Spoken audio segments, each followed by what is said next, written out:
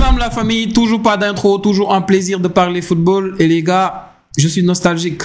Ouais, le Catalan que je suis est nostalgique. Carlos Ancelotti me manque. Il manque à cette Liga, Carlos Ancelotti. Sous Carlos Ancelotti, c'est le genre de victoire du Real. Tu es sûr il allait prendre maximum le point du nul. Parce qu'il y a des décisions, il n'aurait jamais osé. Jamais. Sortir Vinicius dans ce match-là, Carlos n'aurait jamais fait ça. Jamais. Laisser Rodrigo sur le banc tout le match, deuxième fois cette saison que ça arrive, jamais. Mettre Vini sur le banc comme l'a fait dernièrement Xabi Alonso, jamais. Prendre Trent Alexander-Arnold et le mettre en concurrence avec Carvajal qui est en fin de carrière, jamais. Il n'aurait jamais fait ça. Et Xabi Alonso, lui, il ose le faire. Il ose. Et parlant de Vinicius, vous avez vu son match? Vous avez vu son match? Des fois, moi, ce qui me fait le plus mal, c'est que les supporters du Real qui commentent les débriefs du Real, ils me font défendre Mbappé alors que j'ai pas envie de le défendre. Je suis un supporter du Barça, je gagne quoi à défendre Mbappé? J'avais dit contre Real Oviedo, j'avais dit que pour moi, Mbappé était la seule constante de cette équipe du Real. Et surtout offensivement, c'est la seule constante. Il y a des supporters du Real, s'il vous plaît, allez voir les commentaires. De quoi tu parles? Comment ça, Mbappé, c'est la seule constante de cette équipe? Vinicius, c'est le meilleur joueur, nanani, nanana. Un autre, il est venu me rappeler le palmarès de Vinicius depuis qu'il est au Real. Double vainqueur de la Ligue des Champions, nanani, nanana. Toi, tu connais rien au foot. Ça, par contre, c'est vrai. Je connais rien au foot, ça, on est bien d'accord. Tout le j'ai dit, mais mon gars, Vinicius, il était le meilleur joueur du monde à gauche. Mbappé est venu, il a créé un certain déséquilibre. On est tous d'accord. Mais n'empêche, Mbappé, il fait son taf. Mbappé, il fait son taf. Regardez son match aujourd'hui. Sans Mbappé, est-ce que vous voyez le Real gagner ce match-là? Je ne parle même pas de son poteau aujourd'hui. Je ne parle même pas de son premier but. Mais le but d'Arda Güler, regardez-le. Il démarre où, Mbappé? À gauche. Gauche. C'est bizarre. C'est le côté de qui? Vini. C'est le côté de Vini. Mbappé, il vient à gauche. Regardez ce dribble-là pour contourner le joueur. Il rentre à l'intérieur. Il a le jeu devant lui. Il sert Arda. Ils ont fait 2-1-2 sur ce but-là. 2-1-2. Comme ça. Et tu as Vini, qui n'est même pas avec la sélection lors de la trêve. D'ailleurs, on nous a vendu avant le match du Real là, contre Real Sociedad que Vinicius, ça faisait 5 ans qu'il n'avait pas pris de pause. Vinicius actuellement est mentalement revigoré. Il a fait, je sais pas, 8 ou 85 séances collectives. Le kiné l'a vu 3, 4, 5 fois. Il a un oreiller qui est tout neuf et tout le tralala. Pourquoi? Pour ce genre de match-là. Vini, le prochain match, Xabi Alonso le met sur le banc. Qui va oser sortir le défendre? Dites-moi. Dites-moi, vous les supporters du Real qui venez me dire tout et n'importe quoi des fois. Dites-moi si on met Vini demain sur le banc, qui va oser le défendre? Personne. On est tous d'accord que quand Mbappé est venu dans cet effectif-là, il a créé un certain déséquilibre. Tu peux pas avoir ton meilleur joueur à gauche, le meilleur joueur du monde, c'était Vinicius quand Mbappé y venait, à gauche, et tu viens amener Mbappé qui est plus à l'aise à gauche. Mais Carlos Ancelotti a rendu cette situation beaucoup plus compliquée. Après la victoire contre Atalanta, c'est lui qui avait dit « Ouais, on va essayer de voir qui va jouer à gauche, on va prendre des décisions et tout le tralala. » Après le premier match de la Liga aussi, je me rappelle la saison dernière, je pense qu'ils avaient fait match nul le Real. Après, Carlos Ancelotti avait dit qu'il allait prendre des décisions pour voir qui va jouer à gauche et tout ça. Il n'a pas pris. Ils étaient là-bas à tour de rôle. De temps en temps, ça se piétinait. Jusqu'à aujourd'hui, tu vois que Mbappé, il adore aller à gauche. Mais tu as Vini. Vini à gauche, je vous assure, le match contre Mallorca, je pense, c'est Mallorca Oviedo, je sais même plus quel match où tu as Vini qui démarre sur le banc et tu as Rodrigo qui a joué à gauche. Vini, il entre en deuxième mi-temps, il met son but, il fait aussi une passe décisive pour Mbappé, je pense, il célèbre et tout le tralala. Et j'avais dit en débrief, les gars, moi, j'ai kiffé le match de Rodrigo à gauche, au fait. Vini, il a fait ses stats, ok, mais vous savez, le football, c'est pas que les buts et les passes. Il a été intéressant, Rodrigo, dans les duels. Il créait le danger à chaque toucher de balle. Vinicius, on ne le craint plus en Liga. Défensivement, regardez aujourd'hui, il y a tellement de contres où Vinicius il se fait rattraper. Tu as mal. Tu as mal. Donc, des fois, les supporters du Real, ils me font défendre Mbappé, alors que je suis supporter du Barça. Moi, ça ne me plaît pas de voir Mbappé qui met 4 buts en 4 matchs de Liga. Ça me plaît pas de voir Mbappé être peut-être le meilleur joueur de cette Liga-là depuis le début de la saison. Ça me plaît pas. Mais les supporters du Real, certains en tout cas, doivent comprendre que Vinicius, ce n'est plus ce que c'était. On nous disait que le problème était mental, qu'il est maintenant mentalement revigoré, mais regardez ce match aujourd'hui. Regardez ce match. En deuxième mi-temps, malgré les efforts défensifs sur ce match-là, il faut le reconnaître, Vinicius sur ce match-là, il a fait beaucoup de repris après le carton rouge de Huijsen. Tu as Vini qui revient tout le temps défendre, mais c'était pas suffisant parce que les comptes aussi, il les négociait très mal.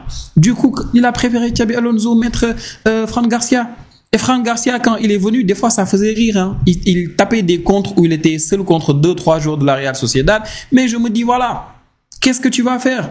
Rien. Personne, aucun supporter du Real aujourd'hui ne va dire non, sur quelques actions, il nous a manqué un peu de Vini sur le côté gauche. Non, parce que Vini ne crée plus ce changement de rythme-là, pas plus cette folie-là. Il ne le fait plus aussi souvent qu'il avait l'habitude de le faire. Même si aussi, il faut l'avouer, pour moi, le carton rouge change beaucoup ce match. Sans le carton rouge, le Real pouvait gagner ce match-là facilement 4 ou 5.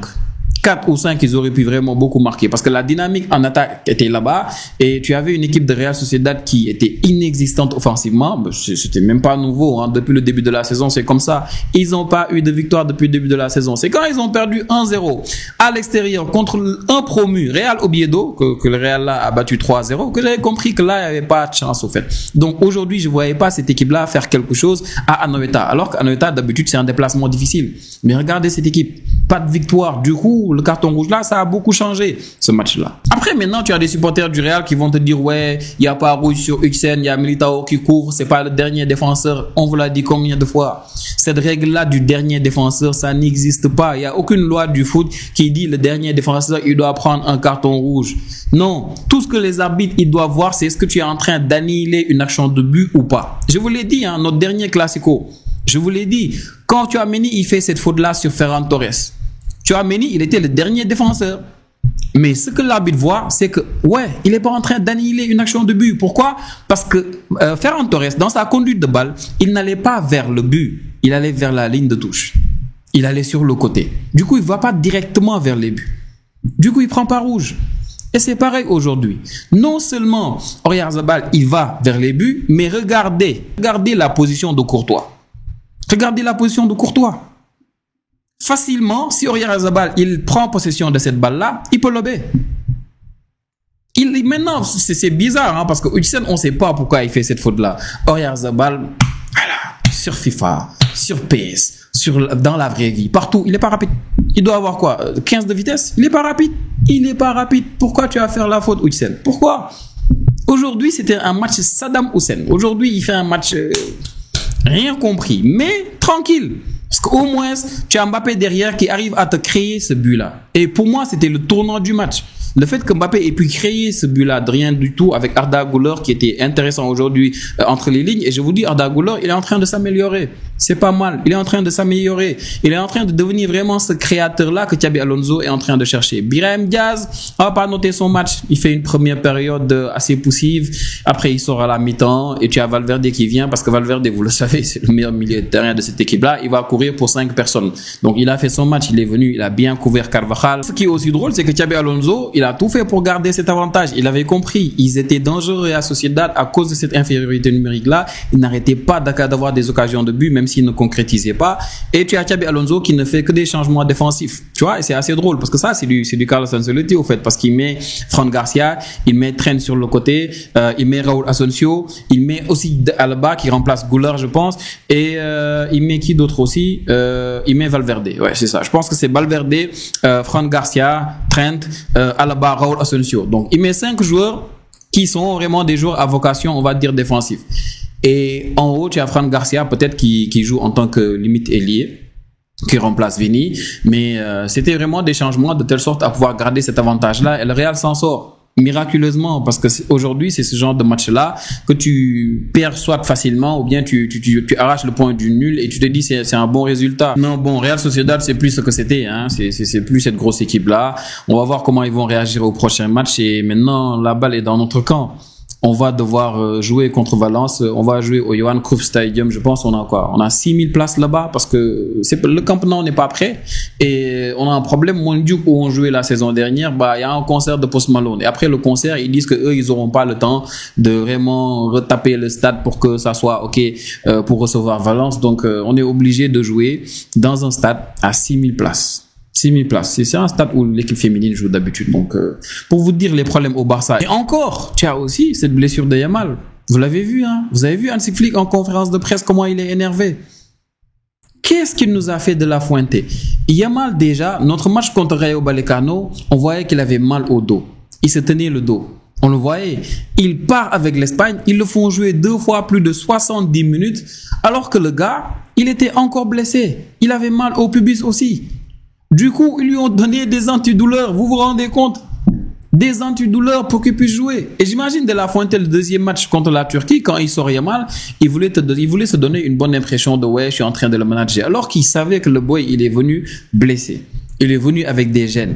Au lieu de le reposer, c'est un match facilement, tu gagnes, tu es à 3-0 à un moment donné, 2-0, 3-0, tu savais que voilà, c'était fini au fait. Mais non, tu laisses Yamal sur le terrain et voilà les conséquences. Yamal, il est jeune, il va tout le temps vouloir jouer. Quand il sort contre la Turquie, je pense même il est limite en train de bouder un tout petit peu. Mais c'est au coach au fait de le manager. C'est comme ce qu'a fait Hansi Flick avec Marc Bernal. Marc Bernal, il vient d'une longue blessure. Il voulait jouer le trophée Gamper. Qu'est-ce que lui a dit Hansi Flick? Il lui a dit, écoute, moi je te veux pas pour une saison, je te veux pour les prochaines années aussi. Donc je suis pas pressé de te mettre. Mais tu as des coachs d'équipe nationale qui tout ce qu'ils veulent, c'est vraiment les stats, les victoires, mettre plein de buts et se faire un très bon CV. C'était la même chose avec Gavi. Gavi, il était déjà blessé au genou quand il le forçait, quand les médecins le laissaient jouer et finalement, vous avez vu, il s'est fait les croisés. Avec Yamal, c'est pareil. Alors que de l'autre côté, tu as Carlos Ancelotti qui dit non, j'ai pas besoin de Vini, j'ai pas besoin des Brésiliens là-bas du Real, ils n'ont qu'à se reposer pour que Vini vienne nous sortir ce genre de match-là. C'était terrible. Dites-moi qui a été votre homme du match. Est-ce que ça vaut même la peine de demander? C'est forcément Mbappé. Pour ceux qui ont regardé ce match-là, c'est Mbappé. Il fait un match top. Et je vous avais dit, le hate watch cette saison sur Mbappé va être très difficile. Le gars, il est motivé. Moi, j'ai vu ses interviews, ses trucs à l'équipe, cette opération de charme-là aussi. Il met ses photos de bébé, tout le tralala, dans son meilleur, mais bon. Et vous comprenez, le gars, il est en mission. Cette saison, non, Mbappé, il est en mission. Vini, s'il ne fait pas plus d'efforts, moi, je vous le dis, très sérieusement, si Rodrigo se met à être en feu et flamme sur le côté gauche, Vini, il reste sur le banc, ça choquera personne. Maintenant, si je dis n'importe quoi aussi, dites-moi en commentaire, les gars. On se revoit pour la prochaine vidéo. Prenez tous bien soin de vous et n'oubliez pas de vous abonner, les gars. N'oubliez pas d'aimer la vidéo, de laisser un petit commentaire. Ça fait plaisir pour le référencement. Prenez tous bien soin de vous. Ciao, ciao.